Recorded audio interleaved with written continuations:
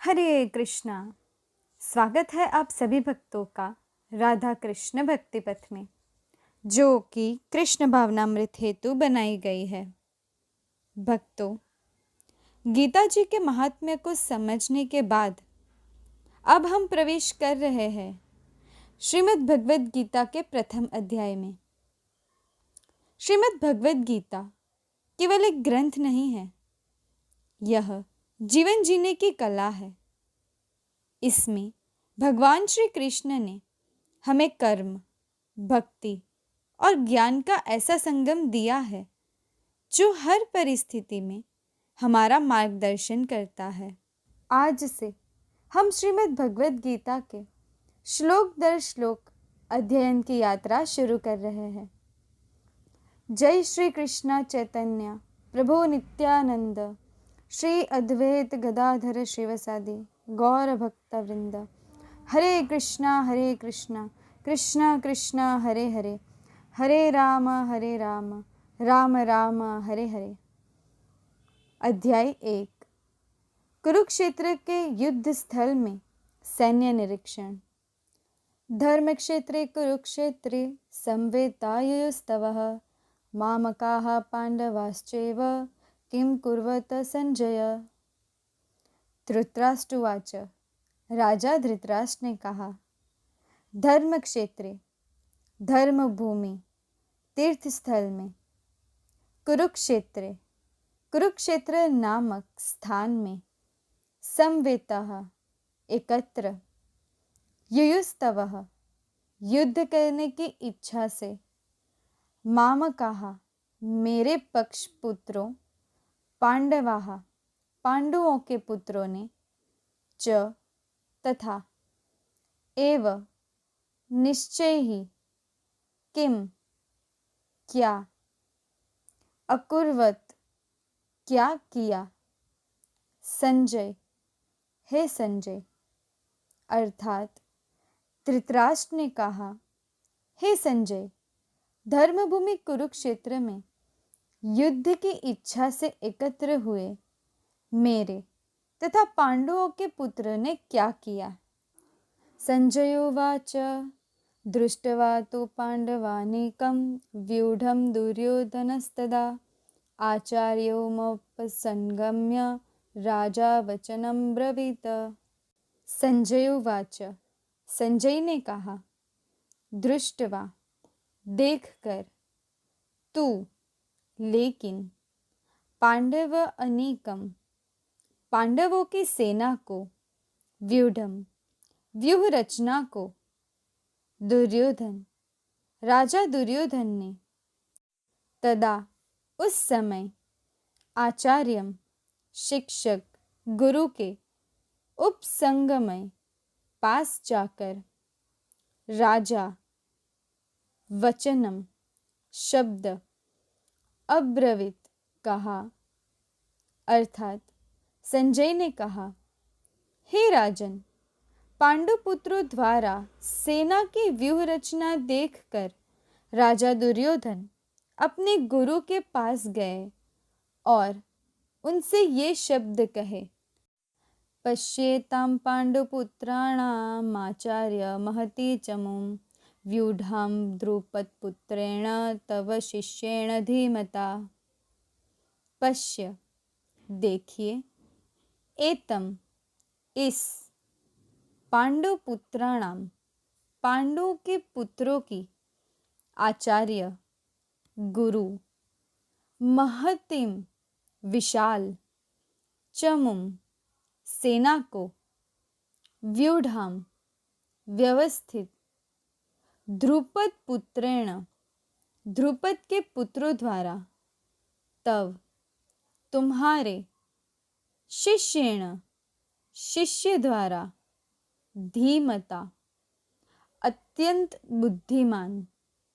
अर्थात हे आचार्य, पांडुपुत्रों की विशाल सेना को देखे, जिसे आपके बुद्धिमान शिष्य द्रुपद के पुत्र ने इतने कौशल से व्यवस्थित किया है। अत्र सुरा महेश्वासा भीमार्जुन समायुधि युयुधानो विराटश्च द्रुपदश्च महारथ। अत्र यहाँ, शूराः वीर, महाइषुआशाः महान धनुर्धर, भीम अर्जुन, भीम तथा अर्जुन, समाहा के समान, युधि युद्ध में, युयुधानः युयुधान, विराटः विराट, च भी, द्रुपदः द्रुपद, च भी, महारथः महान योद्धा। अर्थात इस सेना में भीम तथा अर्जुन के समान युद्ध करने वाले अनेक वीर धनुर्धर है, यथा महारथी युयुधान, विराट तथा द्रुपद। दृष्टकेतुश्चेकितानः काशीराजश्च वीर्यवान् पुरुजिकुन्तिभोजश्च शैब्यश्च नरपुङ्गवः। दृष्टकेतुः दृष्टकेतु, चेकितानः चेकितान, काशीराजः काशीराज, च भी, वीर्यवान अत्यंत शक्तिशाली, पुरुजित पुरुजित, कुंतीभोजः कुंतीभोज, च तथा, शैब्यः शैब्य, च तथा, नरपुङ्गवः मानव समाज के वीर। अर्थात इनके साथ ही दृष्टकेतु, चेकितान, काशीराज, पुरुजित, कुंतीभोज तथा शैब्य जैसे महान शक्तिशाली योद्धा भी है। युद्धमनुश्च विक्रांत उत्तमोजाश्च वीर्यवान् सौभद्रो द्रौपदेयाश्च सर्व एवं महारथाः। युद्धामन्युः युद्धामन्यु, च तथा, विक्रांतः पराक्रमी, उत्तमभोजा उत्तमोजा, च तथा, वीर्यवान अत्यंत शक्तिशाली, सुभद्र है सुभद्रा के पुत्र, द्रौपदेयः द्रौपदी के पुत्र, च तथा, सर्वे सभी, एव निश्चित ही, महारथाः महारथी। अर्थात पराक्रमी युद्धामन्यु, अत्यंत शक्तिशाली उत्तम मौजा, सुभद्रा का पुत्र तथा द्रौपदी के पुत्र, ये सभी महारथी है। अस्माकं तु विशिष्टाये तान्निबोध द्विजोत्तमा नायका मम सैन्यस्य संज्ञार्थतां ब्रवीमि ते। अस्माकं हमारे, तु लेकिन, विशिष्टाः विशेष शक्तिशाली, ये जो, तान उनको, निबोध जरा जान लीजिए, जानकारी प्राप्त कर ले, द्विज उत्तम हे ब्राह्मण श्रेष्ठ, नायकाः सेनापति, मम मेरी, सैन्यस्य सेना के, संज्ञा अर्थम सूचना के लिए, तान उन्हें, ब्रवीमि बता रहा हूँ, ते आपको। अर्थात किंतु हे ब्राह्मण श्रेष्ठ, आपकी सूचना के लिए मैं अपनी सेना के उन नायकों के विषय में बताना चाहूँगा जो मेरी सेना को संचालित करने में विशेष रूप से निपुण है। भवां भीष्मश्च कर्णश्च कृपश्च समितिसज्जयः अश्वत्थामा विकर्णश्च सौमदत्तिस्तथैव च।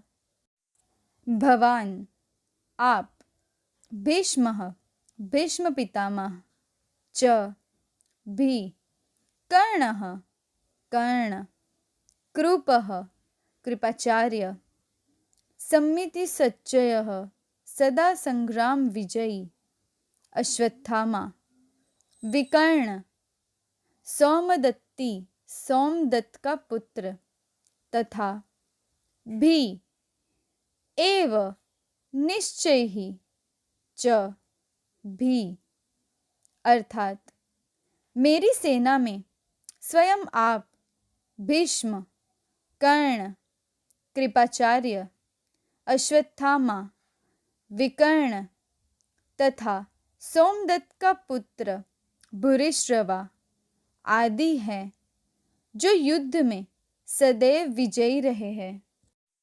अन्य च बहवः शूरा मदर्थे त्यक्तजीवतः नानाशस्त्रप्रहराणाः सर्वे युद्धविशारदाः। अन्य सब, च, भी, बहवः अनेक, शूराः वीर, मत अर्थे मेरे लिए, त्यक्त जीविताः जीवन का उत्सर्ग करने वाले, नाना अनेक, शस्त्र आयुध, प्रहारणाः से युक्त सुसज्जित, सर्वे सभी, युद्ध विशारदाः युद्ध विद्या में निपुण, अर्थात ऐसे अन्य वीर भी हैं जो मेरे लिए अपना जीवन त्याग करने के लिए उद्यत है। वे विविध प्रकार के हथियारों से सुसज्जित है और युद्ध विद्या में निपुण हैं। अपर्याप्तं तदस्माकं बलं भीष्माभिरक्षितं पर्याप्तं त्वेदमेतेषां बलं भीमाभिरक्षितम्, अर्थात हमारी शक्ति अपरिमेय है और हम सब पितामह द्वारा भली भांति सुरक्षित है, जबकि पांडवों की शक्ति भीम द्वारा भली भांति सुरक्षित होकर भी सीमित है। अयनेषु च सर्वेषु यथा भागं वस्थिताः भीष्ममेवाभिरक्षन्तु भवन्तः सर्व एव ही, अर्थात इसीलिए सब मोर्चों पर अपनी अपनी जगह स्थित रहते हुए आप लोग सभी निसंदेह भीष्म पितामह की ही सब ओर से रक्षा करें।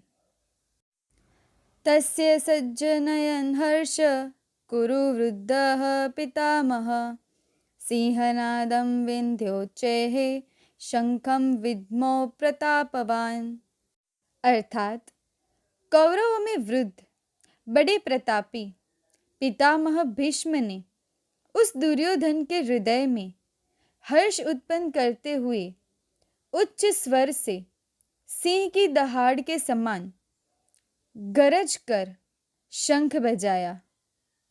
ततः शंखश्च भैरश्च प्रणवानकगोमुखाः सहसेवाभ्यहन्यन्त सशब्दस्तु मोलोऽभवत्, अर्थात इसके पश्चात शंख और नगारे तथा ढोल, मृदंग और नरसिंगे आदि बाजे एक साथ ही बज उठे। उनका वह शब्द बड़ा भयंकर हुआ। ततः श्वेतैर्ये युक्ते महति स्यन्दने स्थितो माधवः पाण्डवश्चैव दिव्यो शंखो प्रदद्मतुः, अर्थात इसके अनंतर सफेद घोड़ों से युक्त उत्तम रथ में बैठे हुए श्री कृष्ण और अर्जुन ने भी अलौकिक शंख बजाए। पंचन्यं हर्षिकेशो देवदन्तं धनंजयः पौंड्रं दद्मो महाशंख भीमकर्मा वृकोदरः, अर्थात श्री कृष्ण ने पांचजन्य नामक, अर्जुन ने देवदत्त नामक और भयानक कर्म वाले भीमसेन ने पौंड्र नामक महाशंख बजाया। अनंत विजयम राजा कुंतीपुत्रो युधिष्ठिरः नकुलः सहदेवश्च सुघोष मणिपुष्पको।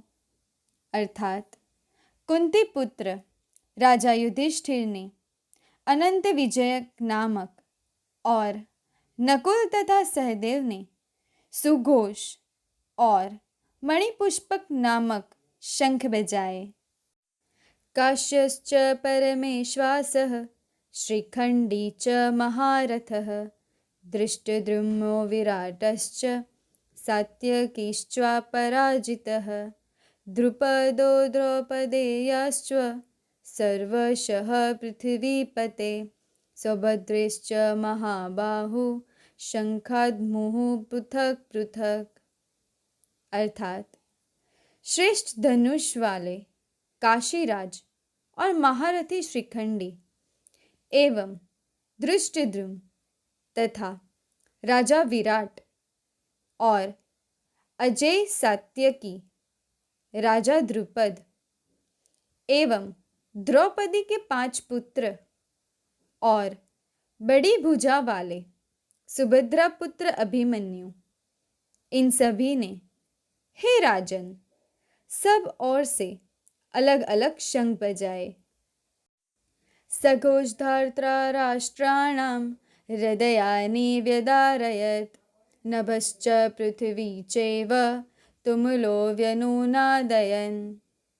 अर्थात और उस भयानक शब्द ने आकाश और पृथ्वी को भी गुर्जाते हुए धार्त राष्ट्रों के अर्थात आपके पक्ष वालों के हृदय विदीर्ण कर दिए। अर्थव्यवस्थित्वान् दृष्ट्वा धार्तराष्ट्रं कपिध्वजः प्रवृत्ते शास्त्रसम्पाते धनुर्धम्य पांडवः हर्षकेशं तदा वाक्यमिदमाह महीपते। अर्थात उस समय हनुमान से अंकित ध्वजा लगे रथ पर आसीन पांडुपुत्र अर्जुन अपना धनुष उठाकर तीर चलाने के लिए उद्यत हुआ। हे राजन, धृतराष्ट्र के पुत्रों को व्यूह में खड़ा देखकर अर्जुन ने श्री कृष्ण से ये वचन कहे। अर्जुनोवाच सेनयोरुभयोर्मध्ये रथं स्थाप्य मेर्युच्यत यावदेतान्भिरीक्षेऽहं युध्योकामानवस्थितान् कैर्मर्या सह युद्धव्या अस्मि न रणसमुद्यमे। अर्थात अर्जुन ने कहा, हे अच्युत, कृपा करके मेरा रथ दोनों सेनाओं के बीच में ले चले, जिससे मैं यहाँ युद्ध की अभिलाषा रखने वालों को और शास्त्रों की इस महान परीक्षा में जिनसे मुझे संघर्ष करना है उन्हें देख सकूं। युत्स्यमानान् अवेक्षे अहम् एते अत्र समागताः धार्तराष्ट्रस्य दुर्बुद्धे युद्धे प्रियचिकीर्षवः। अर्थात मुझे उन लोगों को देखने दीजिए जो यहाँ पर धृतराष्ट्र के दुर्बुद्धि पुत्र दुर्योधन को प्रसन्न करने की इच्छा से लड़ने के लिए आए हुए हैं।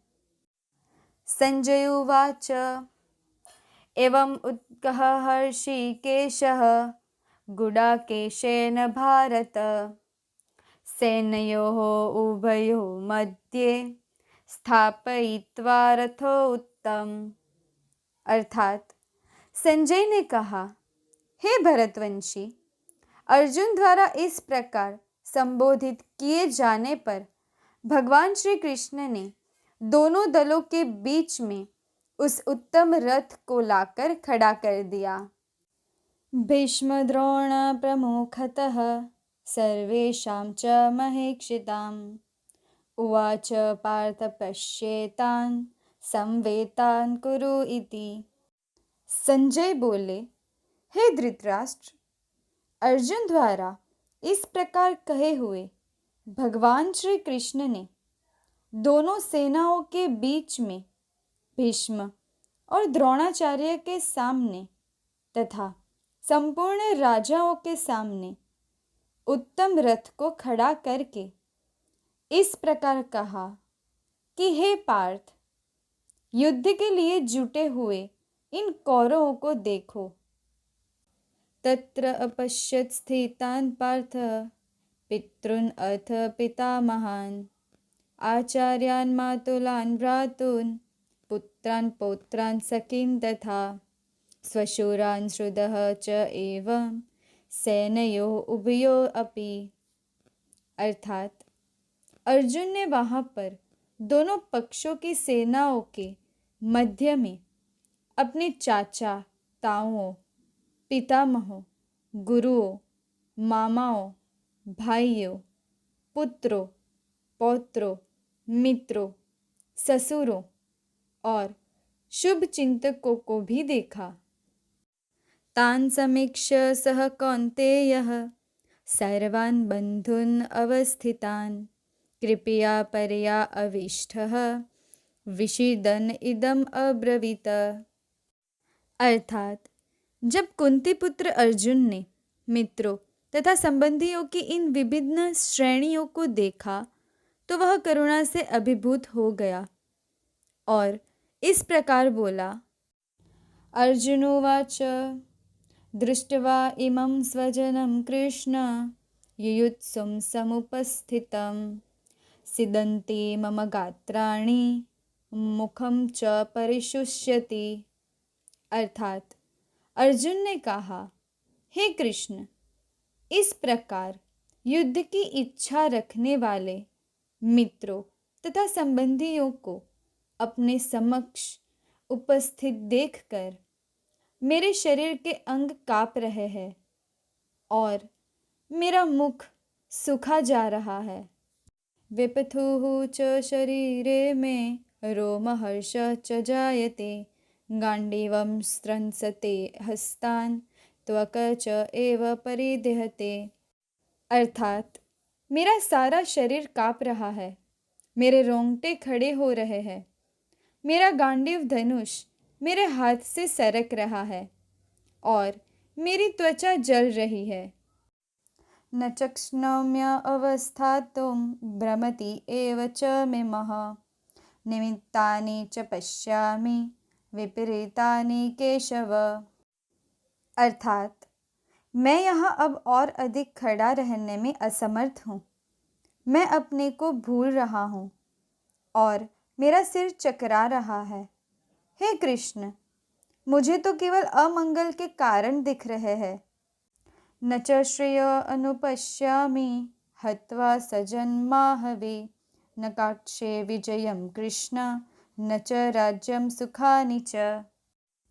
अर्थात हे कृष्ण, इस युद्ध में अपने ही स्वजनों का वध करने से न तो मुझे कोई इच्छाएं दिखती है और न मैं उससे किसी प्रकार की विजय, राज्य या सुख की इच्छा रखता हूँ। किम नः राज्येन गोविंद किम भोगः जीवितेन वा येषाम् अर्थे काक्षितं नः राज्यं भोगाः सुखानि च। ते इमे अवस्थिताः युद्धे प्राणां त्यक्त्वा धनानि च आचार्याः पितरः पुत्राः तथा एवं च पितामहाः मातुलः स्वशूराः पुत्राः शालाः सम्बन्धिस्तथा एतान् हन्तुमिच्छामि ध्यन्तोऽपि मधुसूदन। अपि त्रैलोक्यस्य राज्यस्य हेतोः किं नो महे कृते निहत्य धार्तराष्ट्रान् न का प्रीतिः स्यात् जनार्दन। अर्थात हे गोविंद, हमें राज्य, सुख अथवा इस जीवन से क्या लाभ? क्योंकि जिन सारे लोगों के लिए हम उन्हें चाहते हैं वे ही इस युद्ध भूमि में खड़े हैं। हे मधुसूदन, जब गुरुजन, पितृगण, पुत्रगण, पितामह, मामा, ससुर, पौत्रगण, साले तथा अन्य सारे संबंधी अपना धन एवं प्राण देने के लिए तत्पर है और मेरे समक्ष खड़े हैं, तो फिर मैं इन सबको क्यों मारना चाहूँगा, भले ही वे मुझे क्यों ना मार डालें। हे जीवों के पालक, मैं इन सबों से लड़ने को तैयार नहीं, भले ही बदले में मुझे तीनों लोग क्यों ना मिलते हो। इस पृथ्वी की तो बात ही छोड़ दे, भला धृतराष्ट्र के पुत्रों को मारकर हमें कौन सी प्रसन्नता मिलेगी। पापम एवं आश्रयेत अस्मान् हत्वा एतान् अततायिनः तस्मान्न आहार्या वयं हन्तुं धार्तराष्ट्रं स बान्धवान् स्वजनं हि कथं हत्वा सुखिनः स्याम माधव। अर्थात यदि हम ऐसे आतताइयों का वध करते हैं तो हम पर पाप चढ़ेगा, अतः यह उचित नहीं होगा कि हम धृतराष्ट्र के पुत्रों तथा उनके मित्रों का वध करें। हे लक्ष्मीपति कृष्ण, इससे हमें क्या लाभ होगा और अपने ही कुटुंबियों को मारकर हम किस प्रकार सुखी हो सकते हैं।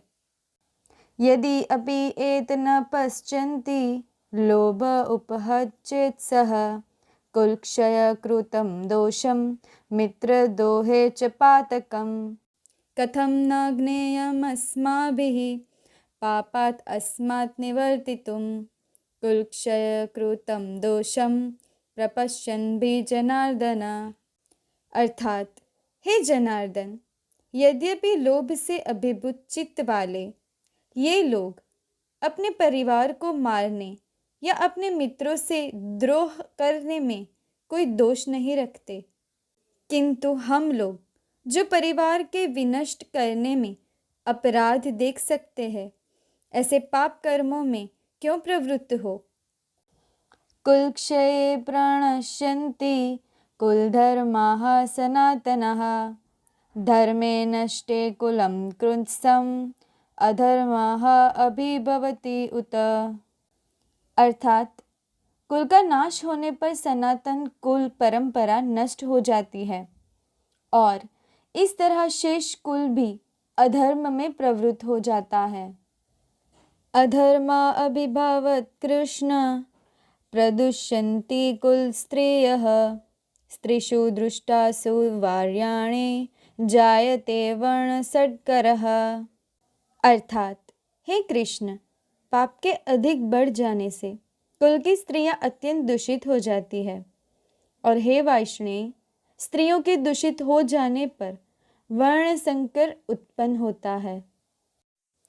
षट्करः नका एवं कुलध्यानां कुलस्य च पतन्ति पितरः हि येषां लुप्तपिंड उदक्रियः। अर्थात वर्ण संकर कुलघातियों को और कुल को नरक में ले जाने के लिए ही होता है। लुप्त हुई पिंड और जल की क्रिया वाले अर्थात श्राद्ध और तर्पण से वर्जित इनके पितर लोग भी अधोगति को प्राप्त होते हैं। दोषे रेते कुलज्ञानानां वर्णसंकर कारकेः उत्साधन्ते जाति धर्माः कुलधर्माः च शाश्वताः। अर्थात जो लोग कुल परंपरा को विनष्ट करते हैं और इस तरह अवांछित संतानों को जन्म देते हैं, उनके दुष्कर्मों से समस्त प्रकार की सामुदायिक योजनाएं तथा पारिवारिक कल्याण कार्य विनष्ट हो जाते हैं। उत्सन कुल धर्माणां मनुष्याणां जनार्दन नरके नियतं वासः भवति इति अनुशुश्रुम। अर्थात हे प्रजापालक कृष्ण, मैंने गुरु परंपरा से सुना है कि जो लोग कुल धर्म का विनाश करते हैं वे सदैव नरक में वास करते हैं। अहो बत महत पापम कर्तुं व्यवसिता वयं यत् राज्य सुखलोभेन हन्तुं स्वजनम उद्यतः। अर्थात, ओह कितने आश्चर्य की बात है कि हम सब जघन्य पाप कर्म करने के लिए उद्यत हो रहे हैं। राज्य सुख भोगने की इच्छा से प्रेरित होकर हम अपने संबंधियों को मारने पर तुले हैं। यदि माम अप्रतीकारम अशस्त्रम शस्त्रपाणयः धार्तराष्ट्राहरणे हन्युः तत मे क्षेमतरम भवेत्। अर्थात, यदि शस्त्रधारी धृतराष्ट्र के पुत्र मुझ निहत्थे तथा रणभूमि में प्रतिरोध न करने वाले को मारे तो यह मेरे लिए श्रेयस्कर होगा। संजय उवाच एवं उक्त्वा अर्जुनः संख्ये रथ उपस्थे उपाविशत् विसृज्य सशरं चापं शोकसंविघ्नमानसः। अर्थात, संजय बोले, रणभूमि में शोक से उद्विग्न मन वाले अर्जुन इस प्रकार कहकर बाण सहित धनुष को त्याग कर रथ के पिछले भाग में बैठ गए। तो भक्तों, इस दिव्य यात्रा में गीता जी का पहला अध्याय कुरुक्षेत्र के युद्ध स्थल में सैन्य निरीक्षण अर्जुन विषाद युग पूरा होता है। इस अध्याय में हमने देखा कि युद्ध भूमि में अर्जुन मोह और करुणा में उलझकर कर्तव्य से विचलित हो जाते हैं। यही विषाद आगे ज्ञान और उपदेश का आधार बनेगा। अब अगले अध्याय से भगवान श्री कृष्ण स्वयं अर्जुन को धर्म, ज्ञान और कर्म का मार्ग दिखाना आरंभ करेंगे। यदि आपको यह वीडियो उपयोगी लगी हो तो वीडियो को लाइक करें, भक्तों के साथ शेयर करें और चैनल को सब्सक्राइब करें। हरे कृष्णा।